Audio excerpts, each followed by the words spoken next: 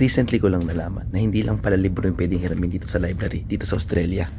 Pwede kang manghiram ng mga DVDs, tapos pwede kang manghiram ng mga Blu-ray disc. Yan. Ano? O, diba? Pero ito yung pinakagusto ko. Pwede ka rin manghiram ng laro. So, meron akong Switch 2 tsaka PS5. So, hiram tayo. Alam ko yan sabi dito. Alright. So, limited yung choices, pero at least, diba, matatry mo ng libre. Hiramin natin itong Batman, tsaka itong Prince of Persia. Ayan, hiramin na natin. Nakuha na natin yung card. Okay, scan na natin.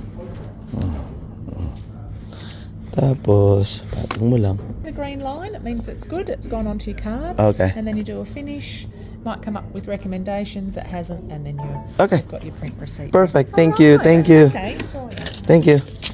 Nabaro na natin. So may bagong laro tayo for 2 weeks. Tapos if wala daw manghihiram na iba, pwede siyang mag-automatic renew. Or kaya i-email ako na ibalik na. O kaya ikaw, manghiram ka na. Ayun lang. Salamat sa panonood mga team. Bye bye. Makaliki.